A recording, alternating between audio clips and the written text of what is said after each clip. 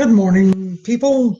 I wanted to talk to you about one of my recent books called Holes in My Pockets, available on Amazon. In fact, I want to read one of the chapters to you. This is a book of financial wit and wisdom, and there's a lot of my personal experiences in here. And there's actually, I think there's 21 rules of holes I talk about in this book, Holes in My Pockets.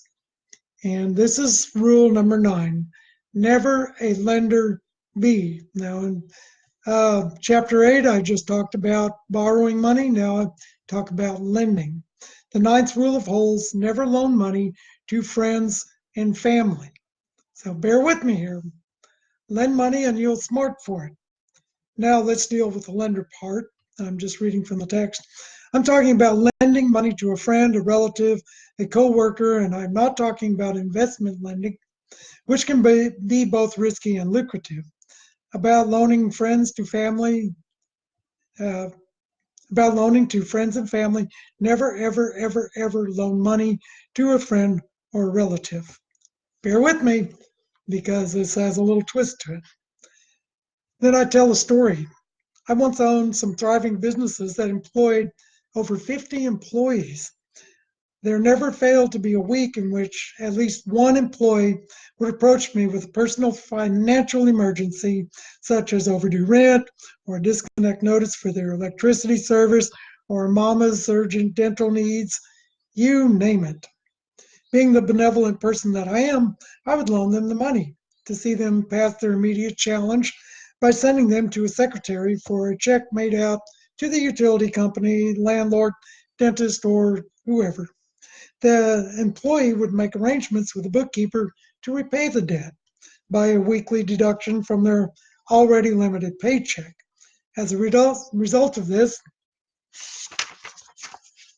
practice, I ultimately lost many of these employees within a few weeks of the loan, and usually lost the whole loan amount also. This both puzzled and hurt me to see valued employees consistently disappear soon after a loan. I was actually becoming quite disconcerted and quickly drew the conclusion that lending money to an employee almost always ended in disappointment. My bafflement was never founded in the loss of the money, but always in the loss of an employee. To top it off, I sometimes found out that the jobs some of these defecting employees went to actually paid less than they made with me. I pondered this fact long and hard and looked at it from every perspective possible, including theirs. I finally concluded that if they were truly already behind in their finances and simply needed a few $100 to catch up on the bills, but had to repay the money, they were actually worse off after the loan, as they now took home less money per week after the weekly installment, but still had the same expenses hitting the budget from week to week. Often the only way out of this financial conundrum for them was to find another job outside of my company that did not deduct the weekly payment or that allowed them more working hours for more weekly wages in their paycheck. I came to the wonderful conclusion that employee loans were very bad. I'll explain that word's wonderful conclusion shortly.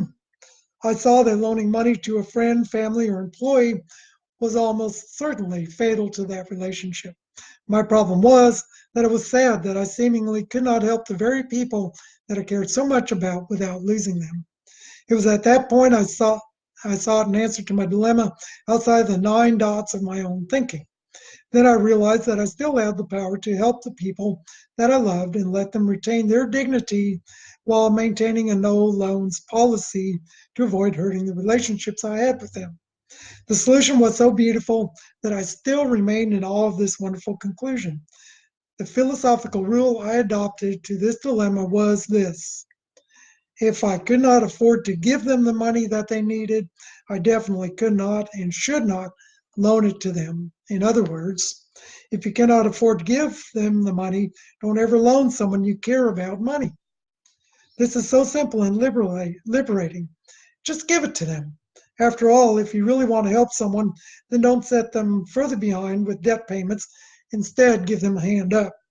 They are already behind. Don't add to their misery. Simply give. The most amazing thing happened when I applied this principle to Simply Give. I retained my friends, employees, and relatives. No one got hurt. And even more amazing than that, I actually was being repaid by more people after Simply giving than what I was being repaid as their loan officer. My employees certainly didn't need recurring debt loans if they were already in a financial hole. For once, they were honestly being helped to get ahead of their finances. It was merely a side benefit that they almost always eventually repaid the cash gift out of love and respect rather than necessity or obligation. So, in light of this, I had to rewrite my prior statement of don't ever loan a friend or family money to this. If you value your relationship with someone, don't ever loan them money. If you really want to help them, give them the money. So, that's part of that chapter. And let's say I cover about 21 different rules of holes, and this is about holes in my pockets. This is a lot of my own financial experience, and by golly, I guess I've had a little bit. So you buy this on Amazon, came out just a few short months ago, and I will see you guys next time on Facebook Live and on YouTube Live. God bless. Bye.